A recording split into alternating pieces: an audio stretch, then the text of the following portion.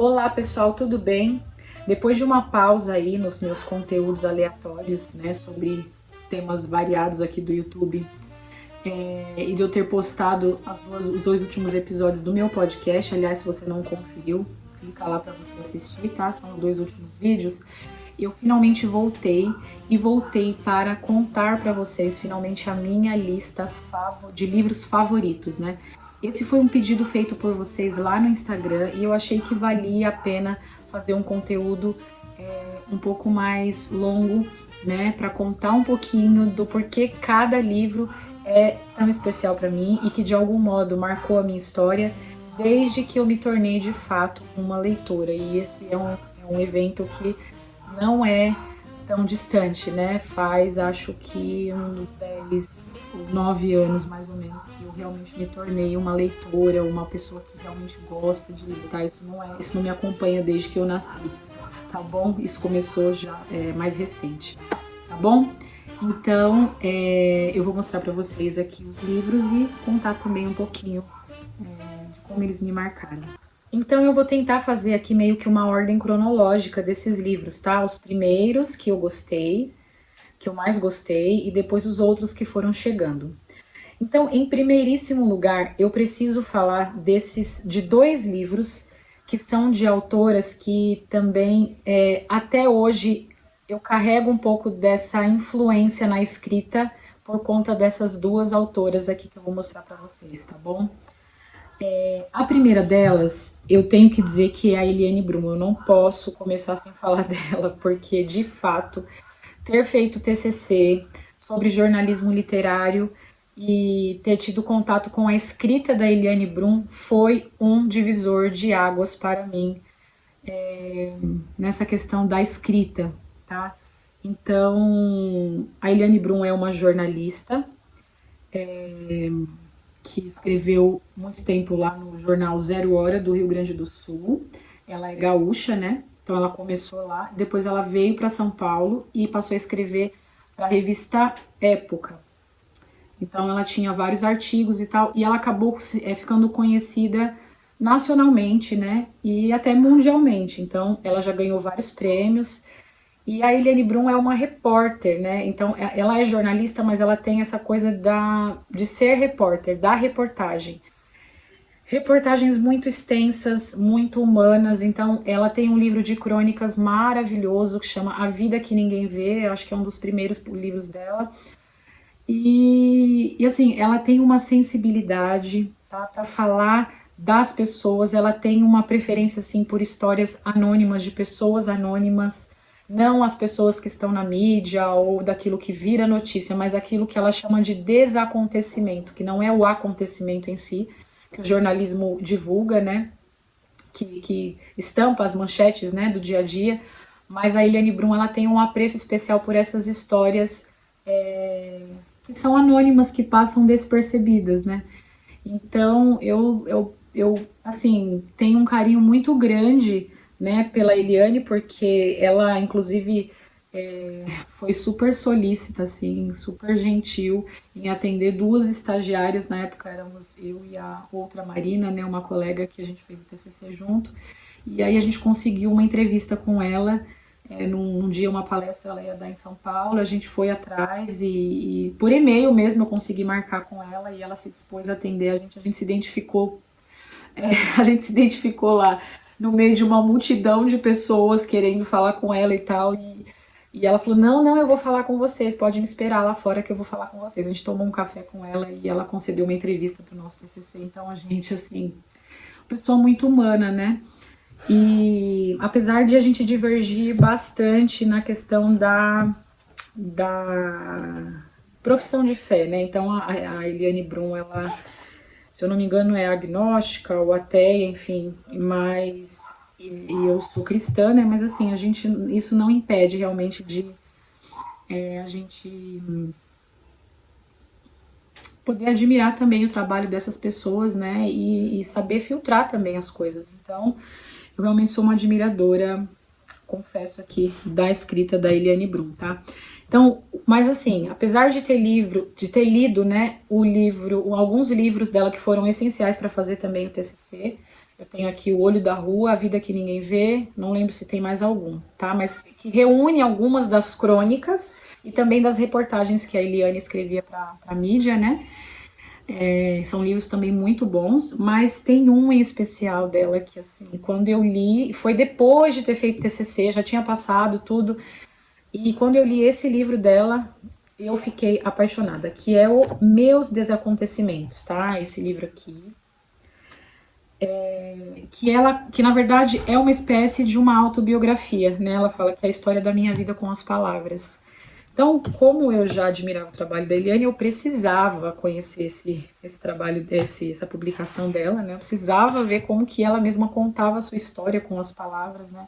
Porque ela realmente é uma grande artista, no sentido de poder tecer as palavras, sabe? De usar as palavras de forma que cativa muito, né? E pelo menos me impacta muito, e ela é muito sensível, né? Uma sensibilidade muito grande para a escrita.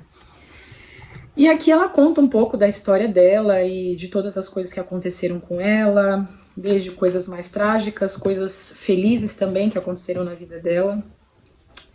Mas em cada página que eu lia, claro, como eu gosto do estilo dela, então eu fui também arrebatada aqui por essa escrita, e em alguns momentos até me emocionei também na forma como ela conseguia descrever a realidade dela, quando ela nasceu e como ela passou a infância e tal. Então deu para ter uma noção da vida da Eliane e o quanto ela se sentia resgatada na sua história, que é um pouco trágica, tem algumas situações que realmente muito tristes assim, mas ela conseguiu se sentir resgatada pela escrita, pelo fato de conseguir aprender a ler, aprender a escrever, mas mais do que isso, saber usar essas palavras para comunicar a sua realidade, para comunicar aquilo que ela via, que ela sentia. Então, esse é, sem dúvida, um dos primeiros livros que eu tenho que dizer para vocês que me chamou para essa vida mais leitora, e muito por influência do meu TCC, da minha formação, né, de ter feito a faculdade e tal. Então, eu já tinha que sair logo de cara com a Eliane. O segundo livro é de uma outra autora, que aí é completamente diferente aqui o estilo, então é de uma pastora, Ariadna de Oliveira, e ela... Você não vai encontrar ela como pastora nas redes sociais, tá? O pessoal chama ela pelo nome dela mesmo, né? Não é pastora Ariadna, geralmente a gente fala Ariadna. E a Ariadna, assim, eu encontrei um blog que ela fazia na época chamado A Certeza Ventilada de Poesia. E eu achei lindo, assim. Então, o que eu sempre gostei na Ariadna foi essa veia meio poética dela, sabe? E como ela é cristã e uma pessoa autenticamente cristã, eu diria, não é um cristão só de fachada, né? Aí eu enxergo na Ariadna um testemunho muito, muito vivo, né? Quem conhece um pouco do que a Ariadna faz sabe do que eu tô falando aqui. Então ela realmente expressa o Cristo, né? E eu acompanhei muito o blog da Ariadna. Então, na época, eu comecei a ter vontade de ter um blog. Então, eu até fiz um blog na época muito por influência do blog da Ariadna. Porque eu gostava tanto do que eu lia, aquilo me enchia tanto o coração, assim, eram palavras que eu falei, meu Deus, isso é inspirado por Deus, não é possível, são palavras lindas, lindas. Então, aquela paixão pela escrita, pelas palavras, também foi alimentado por esse contato com a Ariadna, e aí eu tive que comprar o livro dela, que é o único livro que ela tem publicado, chama De Volta para Casa. Inclusive ela relançou esse livro já acho que tem uns meses, mas esse livro meu que eu tenho já é de 2013, tá marcado aqui, eu ganhei de presente. E então, assim, eu realmente amo esse livro, que é o De Volta para Casa, da Ariadna de Oliveira, tá? E ela fala das estações de Jesus enquanto ele está indo ao Calvário. Ela fala e ela explica e ela coloca ali toda a sua sensibilidade, na sua perspectiva a respeito disso, né? E esse de volta para casa, na verdade, a nossa casa é o Senhor, o nosso lar é o Senhor, então é sempre remetendo a isso. Então, depois da Eliane Brum, né, essa jornalista, vem então a Ariadna de Oliveira, e a junção dessas duas na minha vida foi uma explosão, assim, uma paixão pela escrita que Até hoje eu tento, eu vejo que inconscientemente eu acabo carregando um pouco dessa influência delas. Claro que hoje eu tenho meu próprio estilo, mas eu fui influenciada basicamente por essas duas autoras, tá? Então, esses com certeza são os meus dois primeiros livros favoritos aqui. E aí depois veio então vem o livro do Dr. José Martins Filho, né? Lembrando que eu tô falando aqui dos meus favoritos, tá, gente? Não são todos os livros que eu li, mas eu precisei selecionar os meus favoritos. Então, esse entra na minha categoria de favoritos, que é esse aqui, ó, Criança Terceirizada, tá? Por quê? Eu lembro que eu comprei esse livro por sentir a necessidade de poder entender melhor essa coisa de a importância de realmente estar em casa com os meus filhos. Esse livro aqui me ajudou muito, tá? Porque na época eu lembro que eu fiquei um pouco confusa se o que eu estava fazendo realmente era o certo, porque na verdade eu olhava para todos os lados e, né, a maior parte das mulheres, das mães trabalhando e tal, e eu com os meus filhos em casa, me sentindo muitas vezes até solitária e tal, e pensando, será que é isso mesmo, né? E aí eu lembro que eu comprei esse livro para tentar entender, justificar isso melhor, sabe? Dentro de mim, falar assim, não, realmente isso é importante. E lembrando que o Dr. José Martins Filho, até onde eu sei, ele não é ele é um pediatra, né? Mas ele não é um pediatra cristão.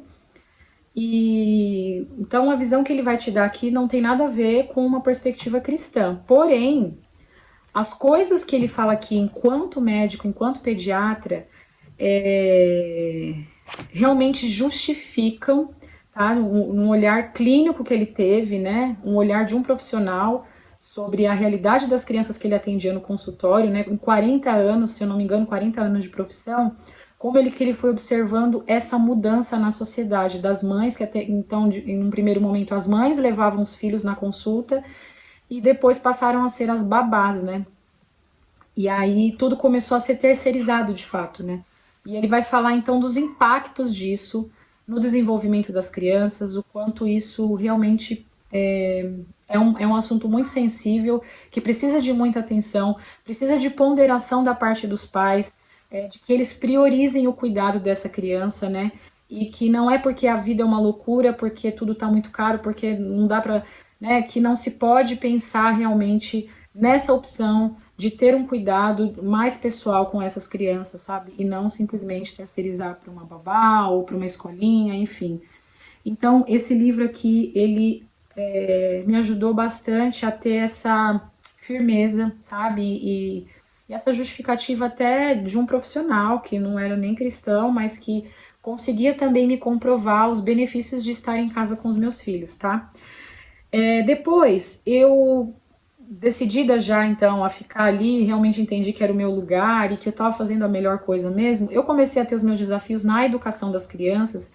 E eu me lembro que uma das coisas que me fez parar tudo para pegar um livro e ler foi tentar entender o temperamento do meu filho na época, o Gustavo, né? Então eu tinha uma certa dificuldade no comportamento dele e entendi que eu precisava então compreender o que estava acontecendo ali. Eu estava completamente perdida, não sabia como agir, não sabia como corrigir, enfim. E eu lembro que eu pedi uma ajuda, né, para uma pessoa que eu seguia na internet e ela me indicou então esse livro que é O Temperamento que Deus lhe deu, tá? E na época em que eu aceitei a sugestão dela, não tinha publicação em português, como eu mostrei aqui para vocês. Tinha só em inglês. Então ela me indicou, eu achei o PDF. Na verdade, eu acho que ela me passou até o link do PDF do livro em inglês. E aí, o que eu fiz? No meu desespero de mãe, de realmente querer resolver aquilo, eu comecei a traduzir aquele livro. Então, falo inglês? Não. Fiz curso? Não. Mas eu peguei o Google Tradutor, gente. Eu usei o Google Tradutor, que era a ferramenta que eu tinha. E eu traduzia os blocos de texto e ia lendo até conseguir identificar o temperamento do meu filho. E eu lembro que eu fiz de todos os temperamentos, o último era o sanguíneo. E justamente o meu filho era do temperamento sanguíneo. Então eu precisei passar por todos. Eu fui fazendo esse processo de tradução. E isso enquanto o meu filho e a minha filha, que era uma bebê na época, estavam dormindo. Na época que eles tiravam uma soneca à tarde, era a hora que eu pegava o computador e ia fazer essa tradução. porque realmente eu estava muito, muito desesperada, querendo entender. E esse livro, ele me ajudou na época a, então, eu lembro que eu fiz bingo, é isso, é esse o temperamento dele. E isso me ajudou muito nos próximos passos que eu daria na educação dele, tá? Então, por isso que esse livro me marca de uma forma muito especial. E quando ele foi publicado em português, que já não faz muito tempo, né? Eu rapidamente quis ter um exemplar para mim, porque eu falei, esse livro me ajudou. E depois que eu comprei, eu reli ele novamente, tá? E tem várias anotações, várias marcações, e é um livro muito precioso. É sempre o livro que eu indico quando as pessoas me pedem livros sobre temperamento. Eu, para mim, esse aqui, eu já li outros livros, mas esse aqui, para mim, sem dúvida, ele é o melhor, eu acho ele o mais completo, enfim. Então fica aí também a minha dica para vocês. Depois dessa fase, eu tive interesse em fazer parte de um clube literário para mulheres, tá? É um clube que na época se chamava A Casa de Penélope. E nesse clube a gente pagava um valor por mês, né? Recebia um exemplar do livro e também ela mandava sempre um resumo, uma pesquisa que ela tinha feito a respeito do livro. E além disso, ela fazia hangouts. Na época eram hangouts, não tinha live como a gente tem no Instagram hoje, né? E ela fazia isso com algumas mulheres que queriam participar lá no momento da conversa para conseguir falar sobre o livro que tinha lido. Então, em 2 meses ela falava, em um mês ela falava praticamente de uma primeira metade do livro e depois no outro mês ela falava da segunda metade, era sempre assim. E tinha, então uma vez por mês a gente tinha um encontro lá virtual para poder, quem não quisesse participar podia só assistir ao vivo e depois ficava gravado e tal. E aí esse clube também, gente, foi assim um pontapé muito importante, sabe, para eu realmente engatar nessa coisa de ler livros, né? Porque até então eu lia de forma esporádica quando eu precisava e tal, mas como começou a ter essa regularidade com o incentivo desse clube do livro, né, o clube literário, então, nossa, foi muito bom porque eu comecei a ganhar essa rotina mesmo, eu comecei a me organizar para ler todos os dias, né, coisa que eu não fazia muito bem antes, assim, era quando eu precisava, lia e tal, mas não, aí eu comecei a entrar numa disciplina. Então, esse clube me ajudou bastante. E aí, tem vários livros, né? Eu acho que foram 12 ou. Não lembro se 12 ou 6. Acho que eram 6 livros por ano. É porque eram 2 meses que a gente lia o livro, ela dava 2 meses para ler o livro completo. Então eu tentava me organizar para poder acompanhar o ritmo ali das outras mulheres que participavam do clube. E aí, gente, tem 3 que me marcaram muito, tá? Ela tinha o ano da mãe e o ano da esposa. E eu acho que esses 3, eu não lembro se. Não, acho que um é do ano da mãe e os outros 2 aqui do ano da esposa. O do ano da mãe, que foi o primeiro que eu assinei, então tinha As Confissões de Santo Agostinho, tá? Esse é um livro que eu amei ter lido com elas também. E gosto muito da profundidade de Santo Agostinho, gosto muito de como ele fala a respeito da verdade, como ele define essas coisas. Então é um livro que é um dos poucos livros que eu li a respeito dos santos, tá? De vida de santos. Então eu até preciso ler mais. Mas o de Santo Agostinho me cativou mesmo. Então às vezes meus filhos perguntam, mamãe, qual é o santo da Igreja Católica que você gosta, que você, né, admira e tal? E eu sempre falo de Santo Agostinho, que realmente esse livro também me marcou. No ano da mãe, eu tenho... esse é o ano da mãe, né? E eu ainda tenho outro que eu esqueci de pegar, que eu vou pegar agora. Que, claro, esse é clássico, O Amor que dá Vida. Hoje eu acho que ele tá até com uma capinha melhor que essa aqui, mais bonitinha. E esse livro também foi um grande divisor de águas na minha vida e na minha maternidade. Aliás, é sempre um livro que eu falo, que eu indico quando vocês me pedem também lá no Instagram. Ele vai falar do testemunho da Kimberly Han, de como ela também entendeu essa coisa de aceitar essa coisa de que Deus ele tem o melhor para nós, né? E isso inclui também a chegada de filhos e o número de filhos que ele também entender ser melhor, né? Então, A Kimberly vai falar desse assunto aqui nesse livro e de forma muito profunda também. Ela era uma pessoa que já falava contra o aborto e tal, e era considerado lá um movimento pró-vida nos Estados Unidos, né? E um dia ela foi confrontada com essa questão a respeito do uso de métodos que evitavam os filhos. E aí ela começou a pensar sobre isso, né? Porque ela falava muito contra o aborto, mas ela nunca tinha parado para pensar também nessa questão dos métodos e que isso de alguma forma também limitava os nascimentos, né? E claro que é uma jornada da Kimberly aqui, tá, gente? Então a gente tem que ler também com esse olhar de uma experiência de uma pessoa que viveu lá na sua realidade, no seu contexto, que entendeu essa coisa da abertura à vida em Deus, num relacionamento, numa jornada com Ele, que é também aquilo que nós devemos fazer, tá? Então acho que a gente não tem que tomar nenhuma atitude baseada no que os outros estão dizendo, no que os outros estão falando, mas nós mesmos, assim, termos a nossa visão sobre o assunto, procurarmos entender o assunto. E na época, ter lido esse livro com aquelas mulheres também me deu uma visão muito profunda sobre o tema, o que me fez também repensar muitas das minhas escolhas que eu tinha feito, né? Então, é um livro que vale muito a pena para a gente entender realmente, assim, o quanto Deus quer nos abençoar também através da maternidade, através da chegada dos filhos, tá? E do ano da mãe, do ano da esposa, depois do ano da mãe, eu tenho 2 livros também que eu amei ter lido, Madame Bovary e Alceste. É que aqui a gente tem 3 histórias, porque elas são curtinhas, né? Mas eu vou falar dessa daqui. Em primeiro lugar, o Madame Bovary é um livro clássico, escrito pelo Gustave Flaubert, e ele vai falar de uma história de traição, tá? Da Madame Bovary com seu marido. E, num primeiro momento, você pode falar, nossa, que péssimo exemplo, por que eu vou perder o meu tempo lendo um livro que fala sobre traição, né? Que basicamente é isso que permeia, assim, toda a história. Mas, na verdade, essa é a Emma, né? Uma figura aqui representando a Emma Bovary, que é a personagem principal do livro.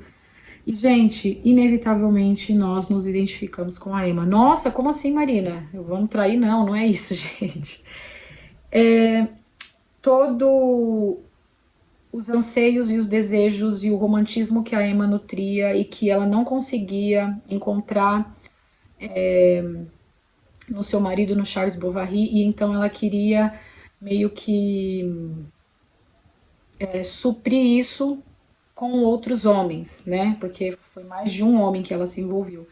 Então ela tinha sempre esse desejo de que aquilo que ela tinha lá no fundo da alma, né, ia ser suprido com a chegada de um outro homem na vida dela e tal. E por isso que ela acabou traindo o esposo, né? E ela teve um fim bem trágico também, por conta de toda essa história. Mas essa coisa de não se contentar com aquilo que Deus tinha dado a ela, com o marido que tinha dado a ela, com a filha que tinha dado a ela, né? É uma ficção essa história, tá? Não é baseada em fatos reais, assim, é uma ficção, mas que ilustra muito da humanidade presente em todos nós, né? Que ilustra muito dessa mulher caída, dessa mulher também que é a Eva, né? Aquela coisa que ainda não foi resgatada por Cristo. Então, ela é o anti-exemplo, obviamente, né? Então, por isso que às vezes é bom a gente ter contato também com esse anti-exemplo para não reproduzir e tentar observar e ter um outro olhar sobre a vida, né? Falar assim, nossa, a Emma fez tudo isso e mesmo assim ela não era feliz, né? Isso que o autor deixa bem evidente aqui. Então, à medida que a gente vai lendo, a gente vai se reconhecendo em alguns aspectos com a Emma, né? E você percebe que você tem muito de Emma, inclusive, essa coisa, um olhar muito romântico sobre tudo e que eu tenho que estar satisfeita em tudo e que nada pode doer, não pode ter sofrimento, não pode, né? Então representa muito essa nossa geração de hoje, né? Mas enfim, é um livro que também me marcou bastante e me ajudou a ter também um olhar assim sobre até a natureza feminina, um olhar mais profundo sobre a natureza feminina, tá? Alceste já é o exemplo de esposa, enquanto a Emma é o anti-exemplo, Alceste é o grande exemplo. Então, é um livro também, uma história, né, muito, muito impactante e ela também dá esse exemplo de uma esposa submissa ao seu marido e de uma forma até bíblica. Você consegue enxergar isso na vida de Alceste. É uma tragédia grega, né? E escrito lá em 400 antes de Cristo. Veja bem, você que essa história é bem antiga. E já fala também, mas fala dessa coisa da perspectiva de ser esposa, mas de uma forma muito bela, muito sublime e que realmente beira o divino, assim, perto daquilo que Deus realmente deseja das esposas, né? Então, a Alceste foi essa que também se entregou pelo seu marido, né? Assim como ele também é orientado a fazer pela sua esposa. Então, eu também recomendo fortemente, né? Quem quiser tiver interesse, mas esse vídeo aqui nem é para indicar, gente, é só para mostrar para vocês o livro e se vocês de repente gostarem, vocês podem procurar, comprar, ler e depois me contar o que vocês acharam. Depois disso, eu fui então, depois desse clube do livro, eu comecei a me debruçar muito sobre esses assuntos de casamento e maternidade, casamento e maternidade. Então, eu passei a investir em livros que me ajudassem na minha função de mãe e esposa, tá? No meu papel de mãe e esposa. E um livro que eu tenho um carinho muito grande por esse livro e também aprendi muita coisa com ele, gosto do estilo da autora também, é o Esposa Excelente. Ele foi me dado de presente por uma pessoa que me seguia no Instagram, depois se tornou uma amiga também, e ela me mandou, né, esse livro que eu gostei muito porque me ajudou realmente a me localizar aí nesse papel de esposa, porque quando chegam os filhos, às vezes a gente acaba ficando muito focado nos filhos. E ter lido um livro desse me ajudou a resgatar isso. Falar assim, não, peraí, mas eu primeiro sou esposa. Então ele me ajudou a colocar isso no lugar, entendeu? E a colocar as coisas, cada coisa no seu lugar. A Marta Pisse, ela é bastante bíblica, então ela embasa muito aquilo que ela está falando na Bíblia, o que eu gosto muito, né? Vocês sabem que também esse é o meu estilo. E por vezes eu me senti bastante confrontada com aquilo que ela disse, um pouco em crise, pensando, ai meu Deus, será que é isso mesmo? Tô me sentindo muito desconfortável com isso que ela tá falando e tal, mas tudo isso é muito saudável, né, para nossa vida cristã. A gente precisa ser confrontado, né, se não por pessoas, a gente precisa pelo menos se deixar confrontar pelos livros e pelos autores e por aquilo que eles estão dizendo para nós. Então esse livro tem um lugar especial também no meu coração, também porque foi um presente, né, também é muito especial por isso. Um outro livro que eu também investi pensando na questão do casamento foi As 5 Linguagens do Amor, que, aliado ao livro do temperamento, porque no livro do temperamento que Deus lhe deu, eles não falam só sobre crianças, eles falam sobre os cônjuges também, tá? Eles abordam sobre isso.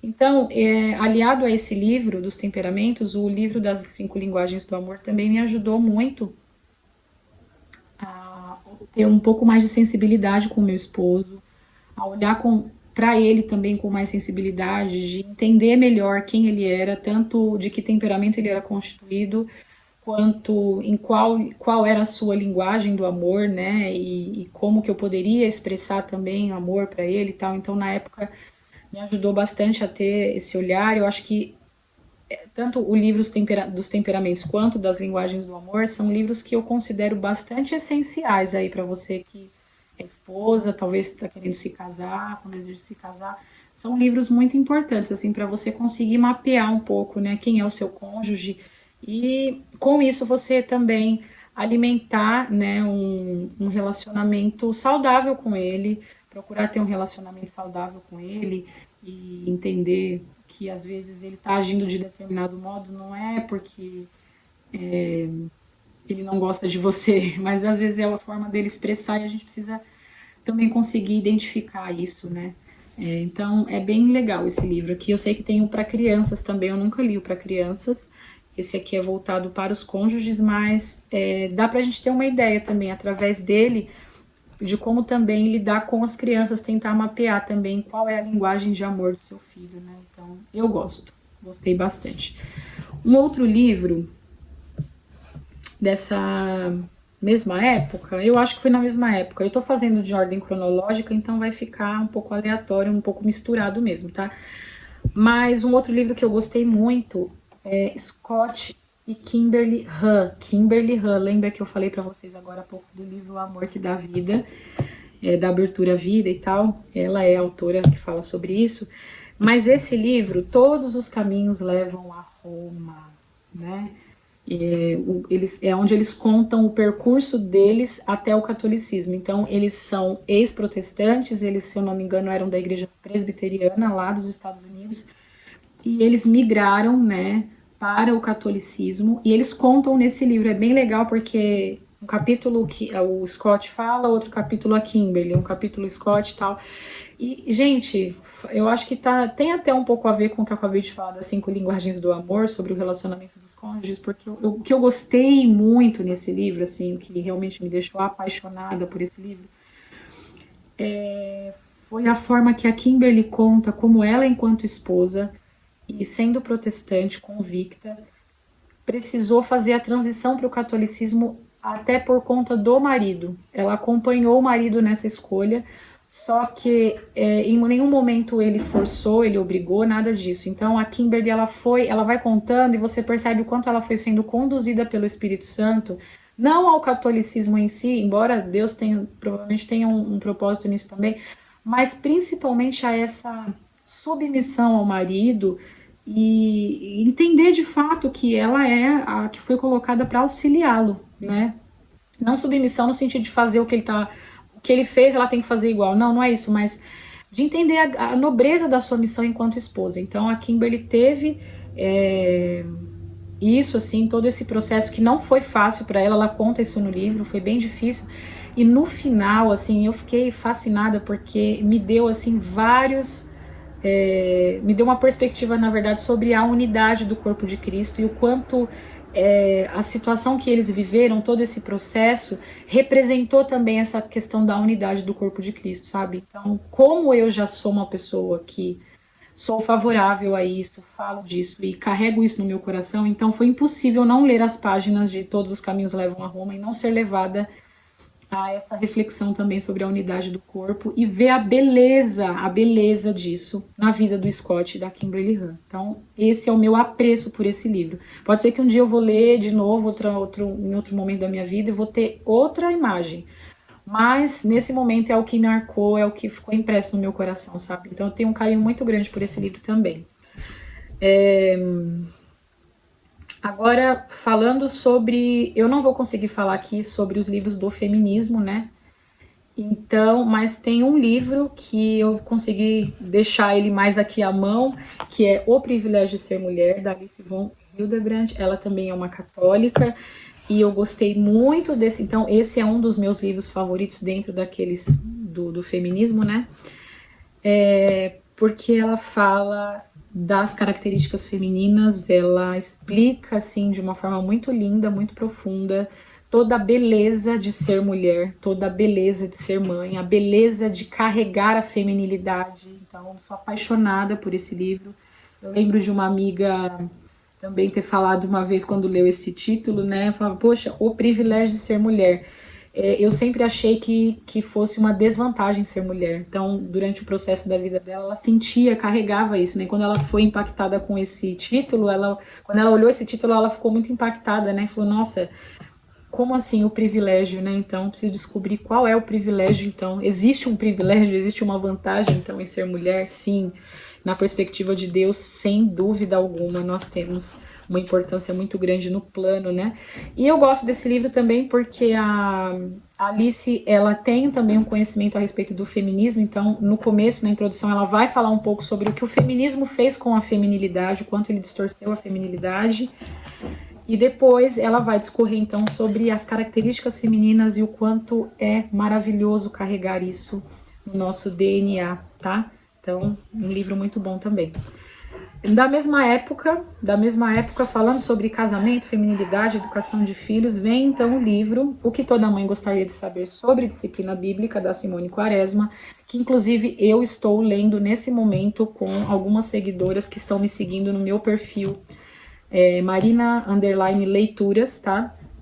A gente já tá no 7º capítulo e em breve eu pretendo terminar ele tem 12, né? Estou fazendo mais ou menos um por semana. Tô tentando me organizar para conseguir cumprir exatamente as semanas, né?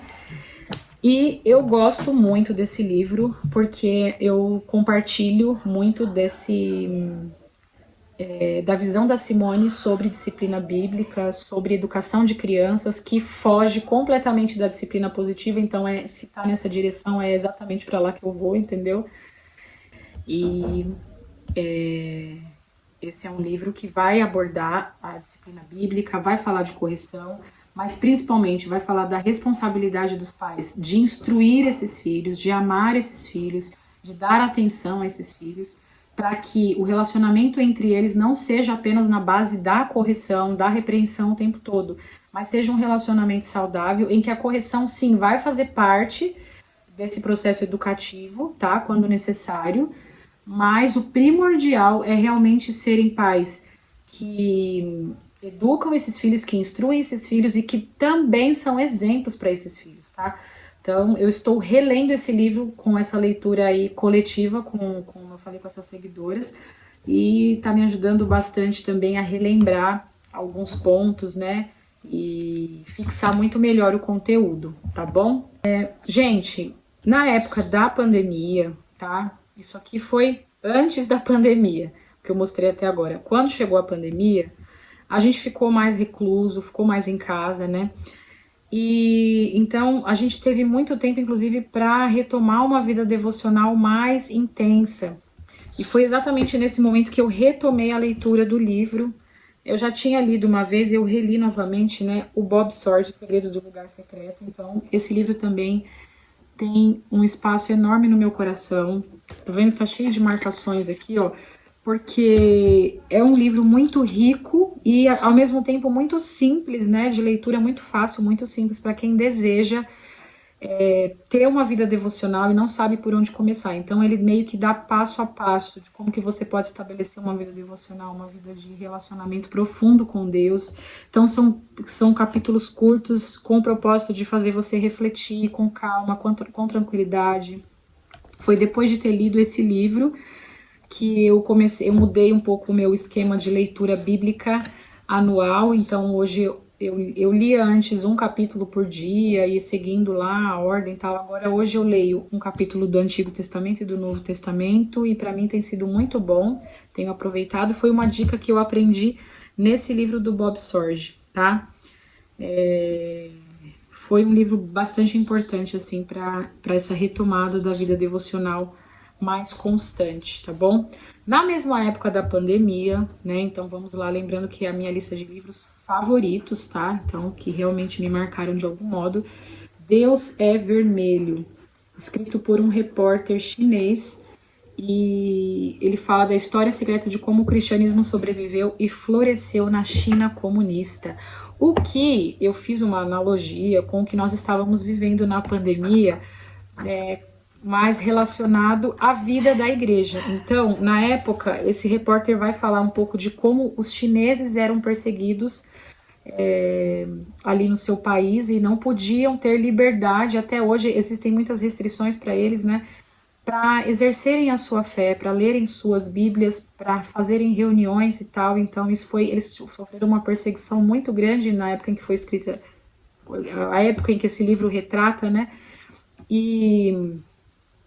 Mas o interessante é que os cristãos chineses, eles não, mesmo correndo o risco de serem mortos, de se fossem encontrados em uma caverna, serem executados, eles não deixavam de se reunir, eles não deixavam de congregar.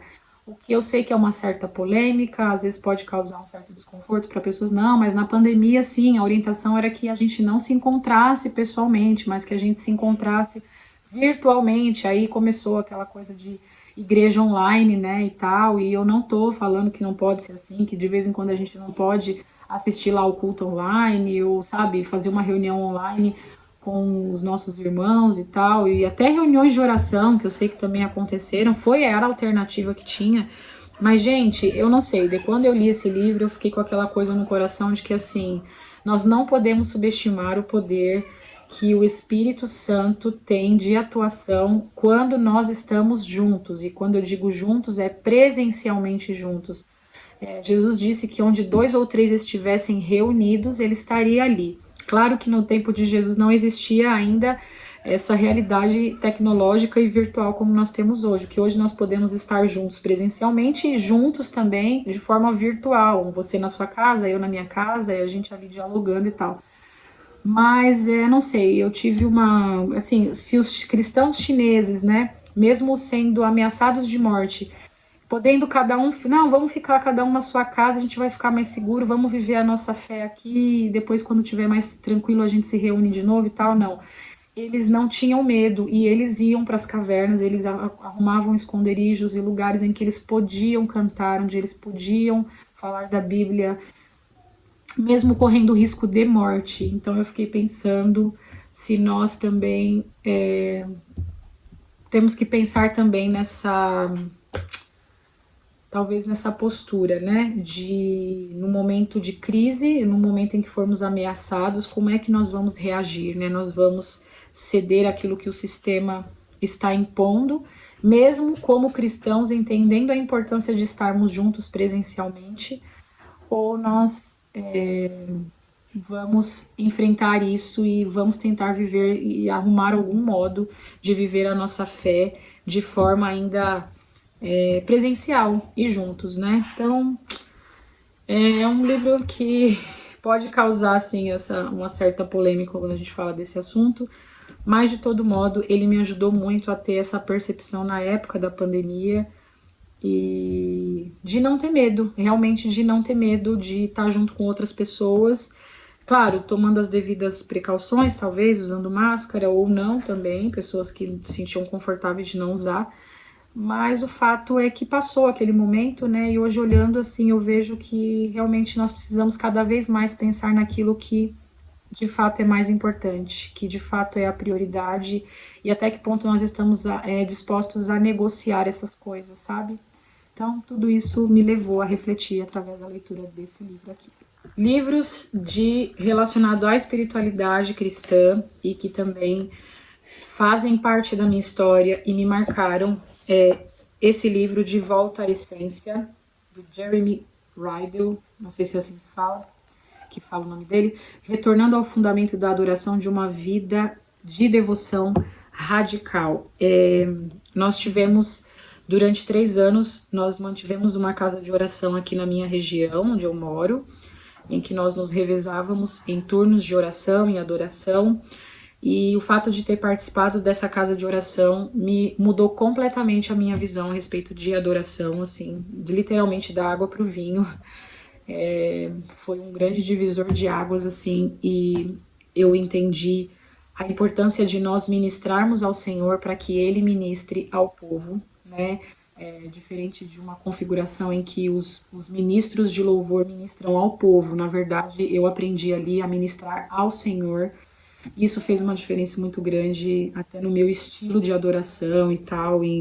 Eu gosto de também tocar e cantar, e de vez em quando aqui em casa eu faço esse meu momento também particular, né? E esse livro me ajudou também a estabelecer princípios e fundamentos dentro desse tema da adoração, principalmente de uma pureza espiritual e do quanto isso é significativo quando nós vamos oferecer louvores ao Senhor, vamos exaltar o Senhor, vamos entrar na presença dele. Quando nós prezamos pela santidade, por uma pureza de vida, esse livro me ensinou que isso vai refletir também ali naquele momento da adoração. Isso vai ser bastante decisivo e até vai influenciar o ambiente da adoração, quando o próprio ministro está em busca dessa vida de santidade. Não é simplesmente porque eu tô lá na escala do louvor e vou cantar e vou tocar e eu posso viver minha vida do jeito que eu quiser e a hora que eu estiver lá eu só vou executar uma função. Na verdade, esse livro fala da importância do todo da vida desse ministro e o quanto ele precisa viver essa vida de santidade para que isso transborde ali e de algum modo seja, reflita, né, nessa pureza da adoração também dada ao Senhor. Então, esse livro me fez pensar muito sobre isso e me ajudou bastante, tá? Gosto muito dele. E o outro livro chamado Derramarei o Meu Espírito, do Fábio Coelho, também é um livro que eu gostei muito, é um dos meus livros favoritos, sem dúvida, porque ele fala sobre um tema que é difícil alguém ouvir falar sobre esse tema. Então, ele fala de um assunto que quase ninguém fala, e pelo menos eu não consigo achar muitas publicações sobre esse tema. Deve ter publicação internacional, mas, enfim, na versão em português do Fábio Coelho, eu amei esse livro, porque qual é o tema? Edificando comunidades proféticas para o tempo do fim.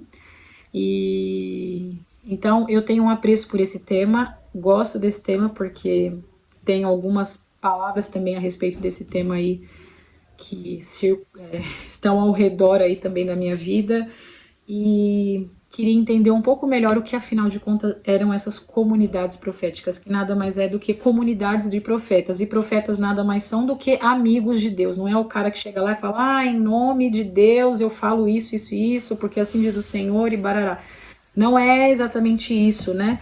Mas são pessoas que, de fato, têm uma amizade com Deus, são pessoas que levam uma vida a sério com Deus. Então, esses são os profetas de Deus.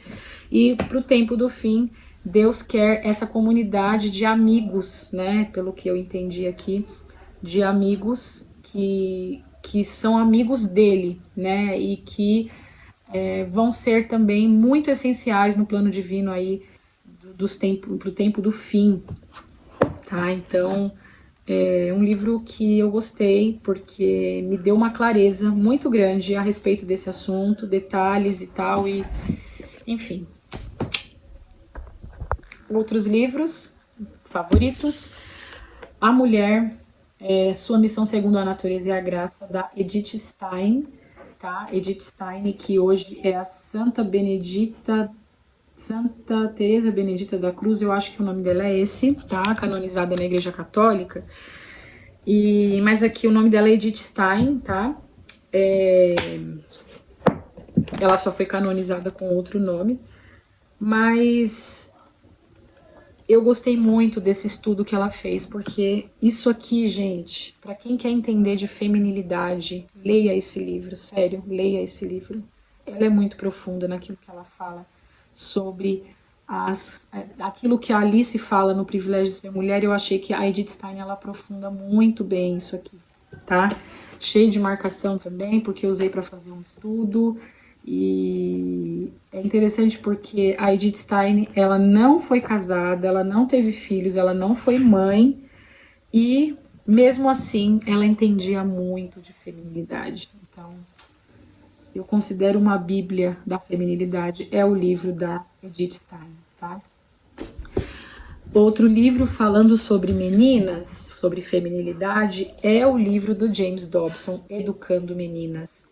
Que livro maravilhoso, gente, que livro maravilhoso. Ganhou meu coração, tanto que eu precisei comprar o Educando Meninos. Eu ainda não terminei de ler esse livro dele, o Educando Meninos, mas o Educando Meninas já li todo.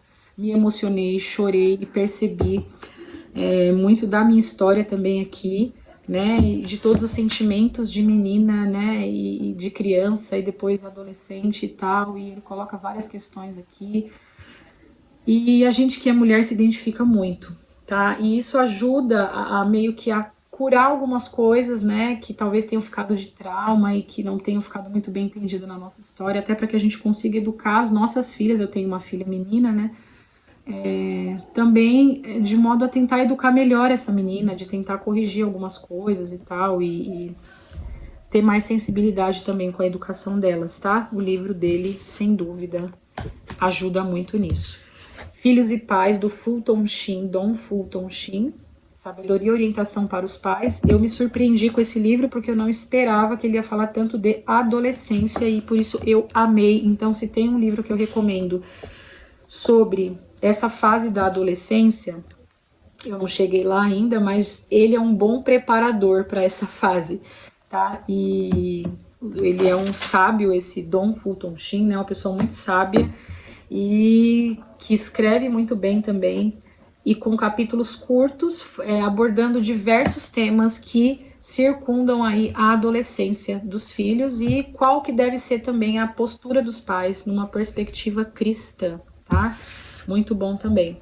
Um outro livro falando sobre filhos, Manual da Leitura em Voz Alta. Eu já li alguns livros de voz que falam sobre esse assunto de leitura em voz alta, mas esse livro é também, novamente, a Bíblia sobre o assunto, tá? É escrito por Jim Trelease e é maravilhoso. E se você é uma pessoa que ainda não entende a importância de o porquê ler em voz alta para os filhos, eu recomendo que você compre esse livro, caso você queira entender, porque ele vai esclarecer muito bem. E além de tudo, gente, é um livro delicioso de ser lido, tá? É uma linguagem muito leve, é um texto muito envolvente, muito cativante. Você não cansa de ler o livro, eu não cansei de ler o livro, assim. Ele é um livro que você, ó, ele tem 230 páginas mais ou menos, tá? Mas você lê ele assim, brincando, entendeu? Porque não tem nada complicado, complexo, ele é muito... ele consegue traduzir muito bem, né, o assunto, assim, num estilo que é compreensível para a maioria das pessoas, assim, eu diria. Então, gostei também desse livro. Agora sim, por fim, finalizando a minha pequena lista de livros favoritos, tá? Eu ainda não terminei de ler esses 2 livros, mas eles já entraram para essa categoria, tá? Porque eu estou completamente apaixonada por Watchmani, o Ministério da Palavra de Deus, e Madame Guyon. Gente, sério, sério. Eu estou usando esses 2 livros por conta de um estudo que eu estou fazendo sobre o tema da Palavra de Deus, tá? E o Watchmani mudou completamente a minha visão a respeito de pregação da palavra, exposição da palavra. Eu diria que ele conseguiu fazer uma revolução dentro de mim e da minha visão sobre o assunto. O Watchmani tem um estilo muito fácil, eu diria muito fácil de ser lido também, apesar de ser um livro grosso, né, e dá até um certo medo do tamanho. Ele é um pouco repetitivo, mas é o estilo dele, e eu acho que isso ajuda a fixar muito conteúdo, né?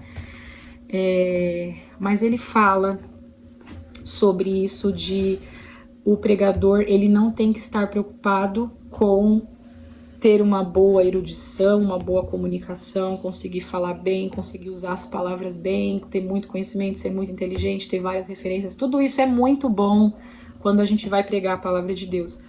Mas o pregador ele precisa estar muito interessado em descobrir a palavra ou em saber de Deus a palavra por trás da palavra, entendeu? A palavra de fato por trás da palavra de Deus, que é a palavra escrita.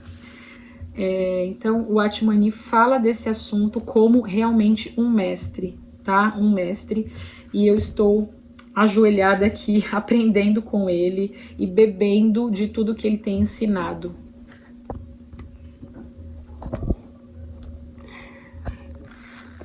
E o último é o da Madame Guyon, que eu ainda estou lendo, eu estou chegando na metade do livro. E por que, Marina, que esse livro você nem terminou, mas ele já entrou na sua lista favorita de livros? Sim, essa foi uma mulher que influenciou várias gerações de grandes líderes, como Zinzendorf, John Wesley, Spurgeon, A.W. Tozer e o Watchmani. Então eu comprei Madame Guyon porque Madame Guyon influenciou o Watchmani. E precisava entender quem é essa mulher por trás de tanta sabedoria colocada, de tanta profundidade aqui do Watchmani. Era Madame Guyon. E ela foi uma católica, então o que deixou a coisa mais saborosa ainda, porque você está falando de um livro de um protestante e influenciado por uma católica que viveu uma vida dedicada ao Senhor num contexto católico, olha só. E essa mulher, gente, ela comeu o pão que o diabo amassou, literalmente, tá? Então, é uma história muito, muito, muito, muito trágica. Você não consegue crer no que essa mulher viveu e como ela conseguiu suportar tantas coisas absurdas que aconteceram na vida dela e de forma muito, muito injusta, tratada de forma muito injusta. Pra vocês terem ideia, o marido dela não gostava nem que ela orava, ela não podia orar, ela não podia balbuciar, porque ele tinha que ficar vigiando para ver se era uma oração que ela estava fazendo. Olha o nível. Essa mulher, como eu falei, ela sofreu muito, tá? Ainda não terminei a leitura, mas o que eu já li, assim, olha, lembram que eu falei lá da Ariadna no começo? E eu lembro que a Ariadna falou já um pouco da Madame Guyon na época, eu não me interessei muito em ler o livro da Madame Guyon. Hoje, depois de muito tempo eu estou lendo, mas agora eu estou entendendo porque que a Ariadna falava tanto dela, né? Falava um pouco dela, se não era tanto também. De vez em quando eu via que ela citava a Madame Guyon, mas eu vejo muito da escrita da Madame Guyon, eu vejo na Ariadna. Eu consigo fazer essa comparação, né? Então acho que ela também foi fortemente influenciada também na escrita por ela, porque ela escreve muito, muito, muito, muito bem.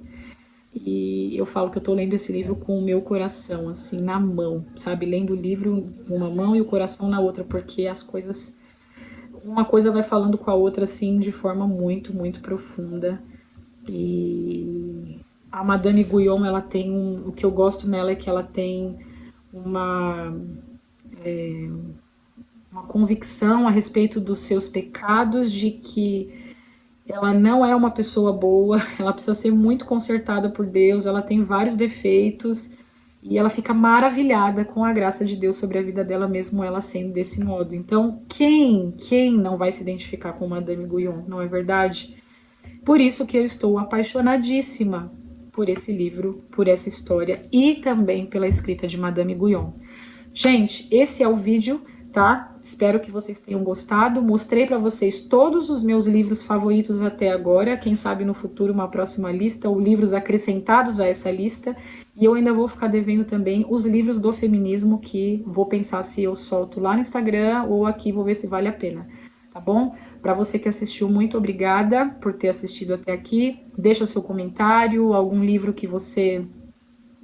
o seu livro favorito também, quem sabe, né, pelo título, fala um pouquinho dele e eu posso também me interessar e você vai me ajudar a acrescentar mais livros a essa lista, né?